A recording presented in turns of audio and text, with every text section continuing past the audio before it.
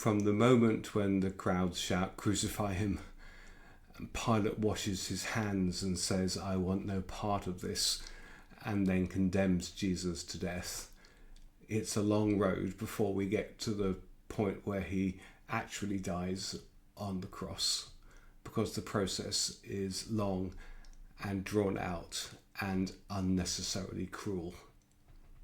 It starts with Jesus being flogged.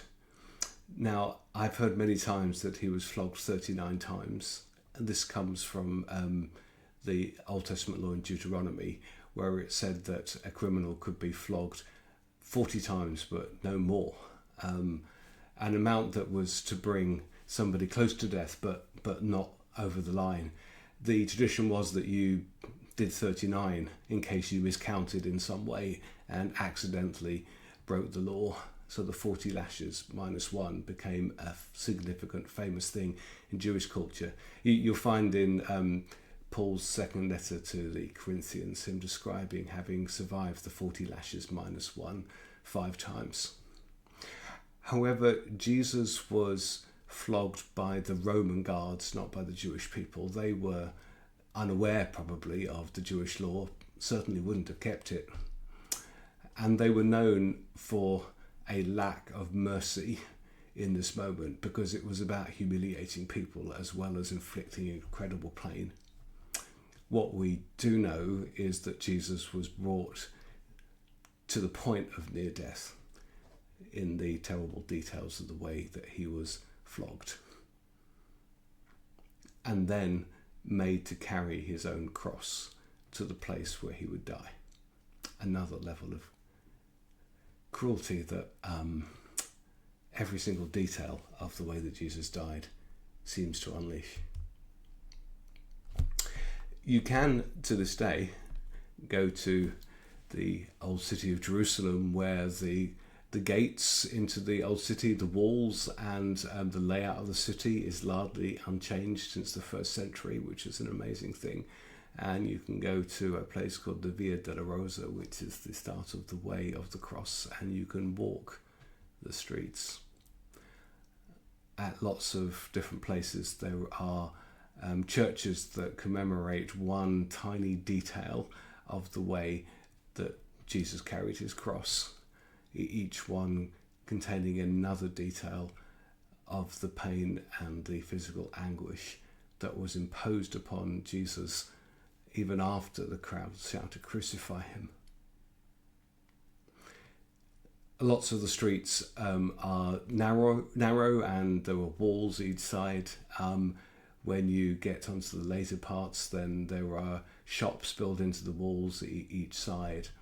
You can imagine how close the crowd would be, so you can hear every single insult or thing that's thrown at you as you go.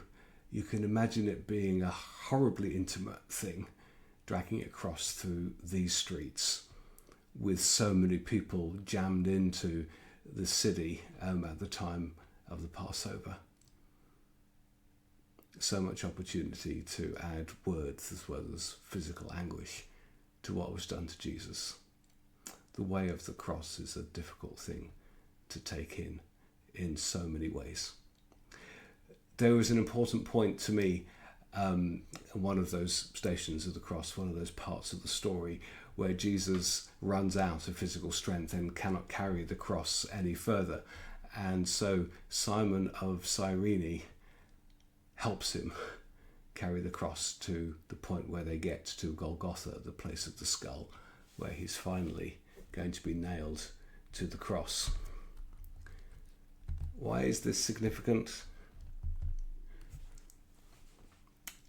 Well, it's one of the few times in the whole story, from the point where everybody runs away in the Garden of Gethsemane, where Jesus receives any help or any support. And when I've read the things that Jesus advises people to do if they want to follow him, before we get to the story, he speaks about carrying our cross. This is, I think, an oddly beautiful moment in the middle of everything that is about pain and anguish and cruelty. that Simon of Cyrene helps Jesus, helps his Saviour, and carry the cross to the place where he will die for him and for everybody else. So when we think of the walk of Lent, the 40 days of reflections, we can think of the 40 days that Jesus spent in the wilderness, or we can think of every step that he took carrying his cross to the place where he would die for us. And we can think of the way that sometimes we need to walk with people who are in pain and in anguish, who are finding life difficult, who need comfort and strength and a helping hand. And in those moments, remember the gift of Simon of Cyrene, who just helped Jesus those last few steps to the place where finally the Saviour of the world died for each and every one of us.